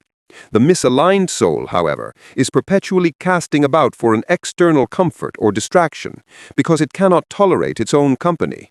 This manifests as a constant need to fill the silence or change the scenery. The continuous scrolling, the unnecessary acquisition of objects, the constant search for novelty. The second marker is chronic dissatisfaction. The individual achieves goals, financial success, status, relationships, but the satisfaction evaporates almost instantly, leaving a hollow space that demands the next external prize.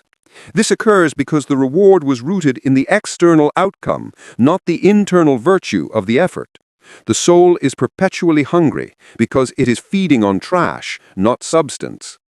The third marker is a lack of coherence in action. The man says, "I value my health," but his body is neglected. He says, "I value honesty," but he engages in small deceptions. The distance between the word and the deed is the precise measure of the soul's disintegration. These are the small fissures that, if left unexamined, widen into the chasm of full addiction. That chronic dissatisfaction is the perfect description of the modern condition. We achieve the goal and feel nothing, so we immediately chase the next, bigger goal, thinking the problem was the size of the reward, not the source of the reward. Let's discuss the process of reclaiming agency once these markers appear. For someone who realizes they are caught in a cycle of restlessness or compulsion, what is the first, most fundamental Socratic step to regain control and correct the course back towards self-governance?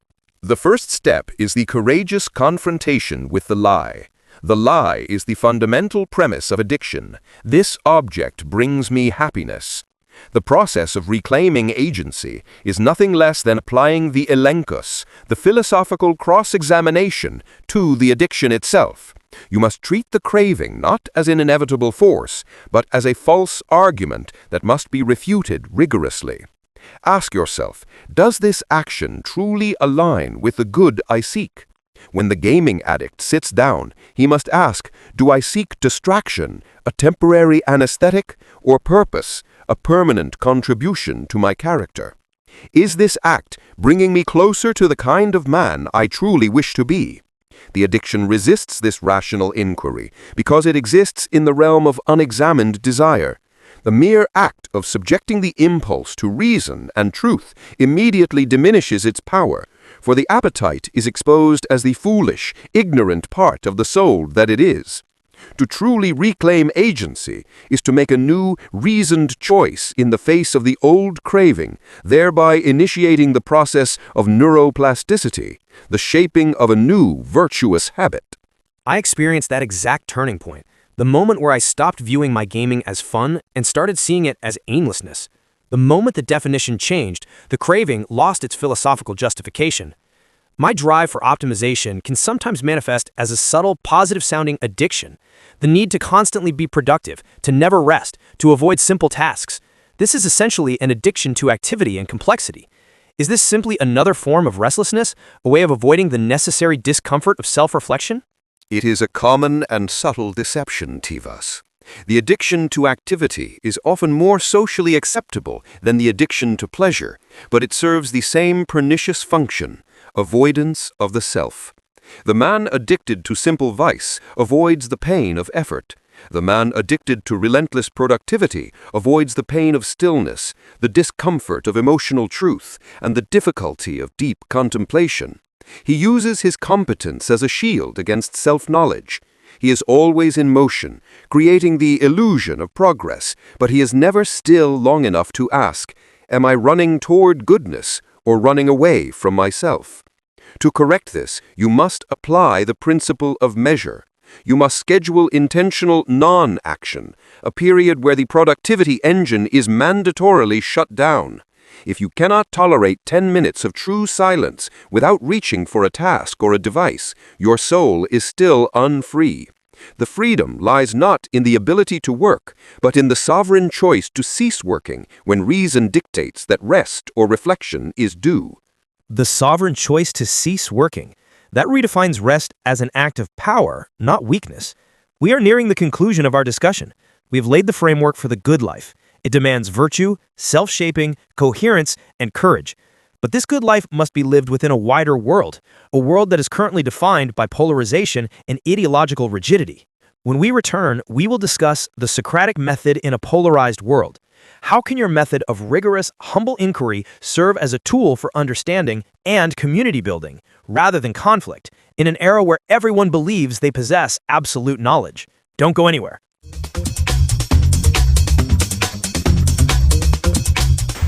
Welcome back.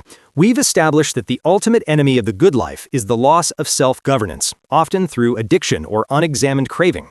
Now, we must turn our attention outward. We have built this strong, coherent, virtuous internal system, but it must exist in a world defined by polarization, tribalism, and ideological rigidity. Socrates, your primary tool was the Socratic Method, the relentless, humble questioning of premises, aimed at finding universal truth. In your time, this method often created friction and ultimately led to your condemnation because it challenged the complacency of Athens. Today, people don't want their premises questioned, they want them affirmed. How can the Socratic Method, a tool of disagreement and intellectual humility, be used constructively in our polarized society, where conflict is the norm and the pursuit of truth often feels like a declaration of war? The resistance you observe, Tivas, is a profound measure of the spiritual disease gripping your society. Rigidity and tribalism are merely the collective manifestation of individual ignorance. When men are uncertain of their own beliefs, they cling ferociously to the collective opinion of their tribe, because that collective identity provides a comforting, false certainty. The Socratic method, the elenchus, is more vital now than ever, but it must be applied with wisdom and intention. The purpose of the method is not to defeat an opponent, but to uncover truth for both participants. The key is to first change the nature of the engagement. Do not enter the dialogue seeking to prove your counterpart wrong. Enter seeking to clarify the definition of their premise. When a man makes a rigid ideological claim, you must ask, what, precisely, do you mean by that word? What is the universal definition of the justice or the goodness you claim to champion?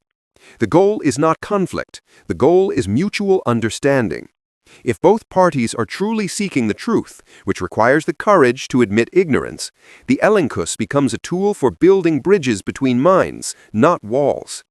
If one party refuses to examine their own premise, then you have not found an opponent for truth. You have found a soul unwilling to govern itself. And the wisest action is to withdraw, conserving your attention for those who are willing to inquire. That requires an immense amount of patience and detachment from the outcome. The internet rewards the sharpest, quickest rebuttal, not the most patient inquiry. This brings us to ideological rigidity. People today often derive their core meaning and identity from their political or social beliefs, their ideology. When ideology becomes indistinguishable from personal identity, any Socratic challenge to the belief system feels like a mortal threat to the individual self. How does one use the method to challenge an ideological premise without inadvertently destroying the person's sense of self-worth? You have defined the fundamental danger of the unexamined life. The individual builds his house upon the sand of popular opinion or group identity.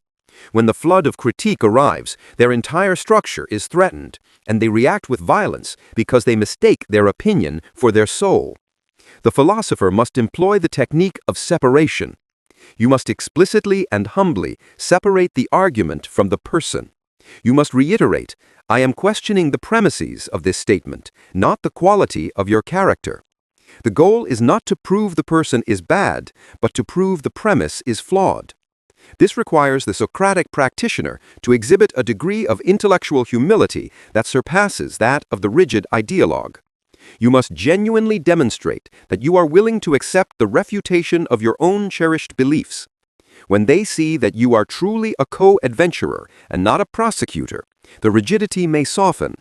The philosophical life is a continuous state of re-examination, and it teaches us that one's self-worth is found only in the diligence of the search, not in the certainty of the answer. That process of separation is crucial. It's a way to de-escalate the emotional stakes. It shifts the argument from who is right to what is true. Let's discuss tribalism, the human tendency to cluster into groups that reinforce their own views and demonize the outgroup. This tribalism is fundamentally at odds with the Socratic ideal of a universal pursuit of truth. How can the individual committed to the good life, which requires open-mindedness and continuous learning, navigate a world that pressures them toward intellectual conformity within a tribe? The pressure to conform to the tribe is the ancient instinct for survival, overriding the modern imperative for reason. In the primitive state, the tribe provided safety. To be cast out was death. In your modern world, the tribe provides comforting noise and external validation, which is the substitute for internal satisfaction. The answer lies in recognizing the hierarchy of communities. You must prioritize your loyalty to the universal tribe of reason over the local, temporary tribe of opinion. When the local tribe demands that you affirm a falsehood or hate an outgroup, you must choose truth and justice over comfort and belonging. This is the highest act of courage in a polarized society.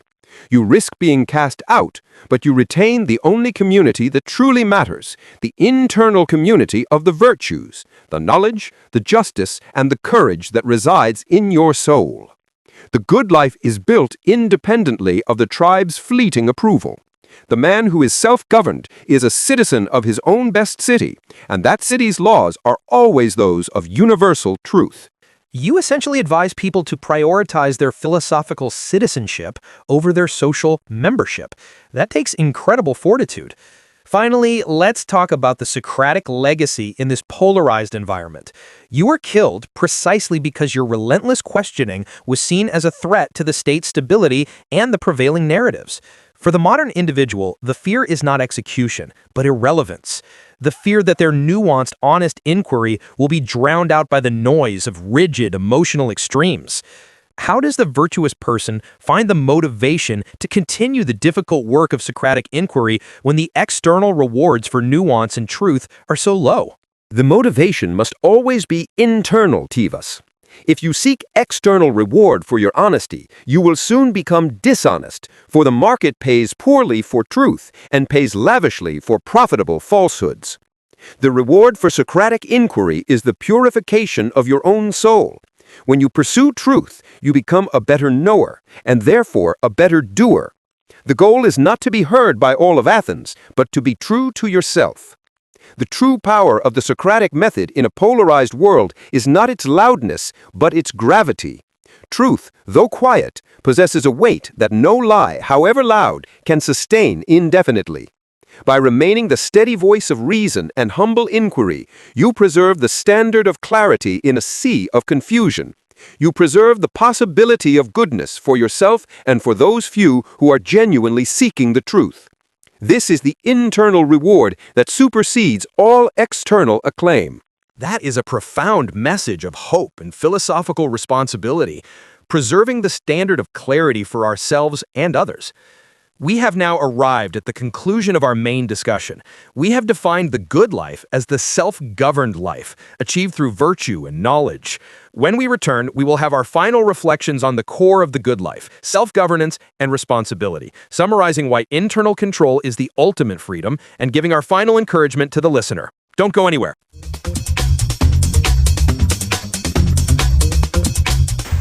Welcome back for our penultimate segment. We have traversed the entire landscape of the good life, from virtue as an algorithm to the importance of courage in a polarized world. The entire philosophical structure we've built rests upon one foundational pillar: self-governance and personal responsibility. Socrates, your entire life's work, from the rejection of wealth to facing death, was an absolute demonstration that a person's ultimate work lies in their internal mastery. Why, in the Socratic view, is internal control, the ability to rule one's own mind and character, not merely a desirable trait, but the absolute core of a good life, and the prerequisite for true freedom. The core of the good life, Tivas, is the realization that to be a human being is to be, fundamentally, a rational soul.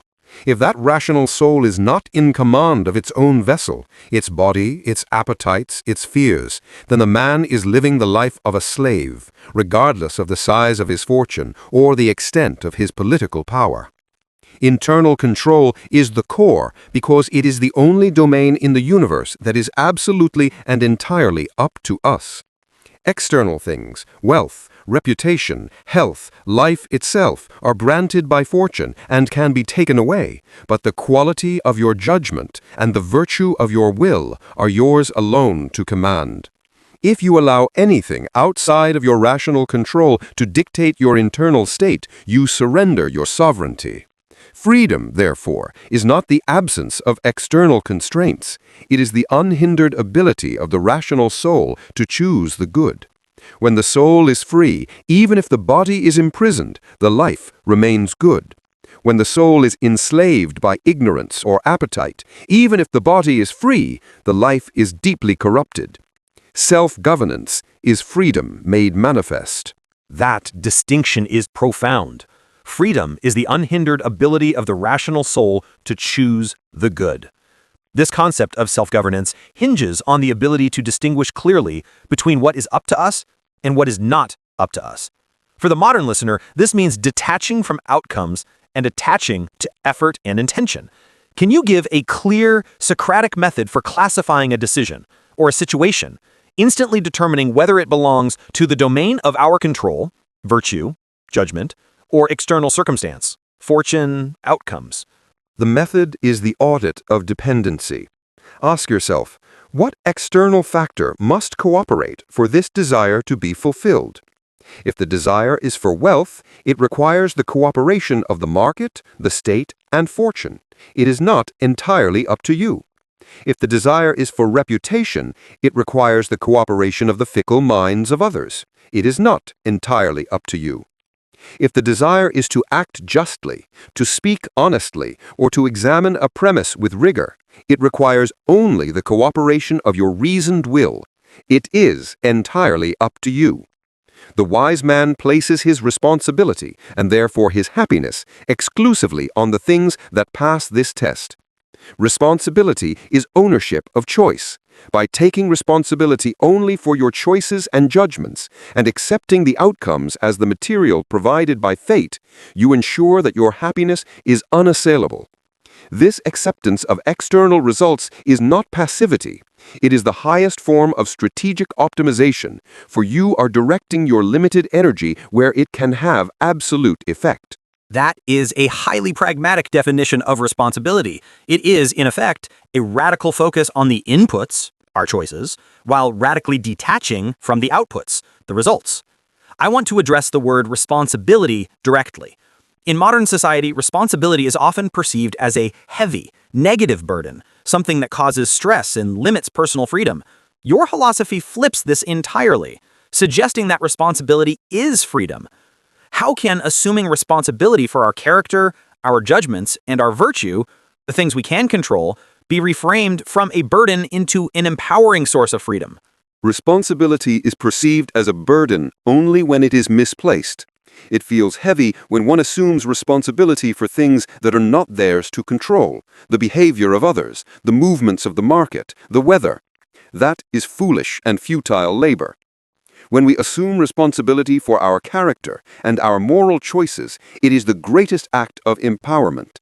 It means that you alone are the architect of your goodness. This is not a burden. It is the declaration of your highest potential. If you are the one responsible for your virtue, then your well-being cannot be damaged by any tyrant, any flood, or any unfortunate circumstance. Your fate, in the only sense that truly matters, your moral quality, is entirely in your hands. This is why I faced my execution with serenity. I was responsible for my philosophical duty to the end, and that responsibility was my ultimate freedom. The true burden is living a life where you feel you are not the author of your own decisions. The true burden is not being the author of your own decisions. That provides an extraordinary closing thought for our core theme. The good life today is not an optimization problem of external circumstances. It is an optimization problem of internal character. We have covered so much ground today, from the initial critique of modern happiness to the practical steps of perspective management. You have provided a philosophical operating system for building a good life. In our final moments, Socrates, let us turn to the listener. We will take a final short moment and then return for our closing reflections. Is a good life still possible today? You will offer a final encouragement and practical philosophical takeaways grounded in Socratic thought. Stay with us.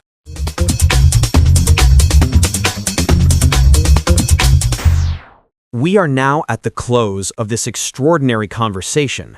Socrates, we have spent 2 hours dissecting the modern world through the lens of ancient wisdom.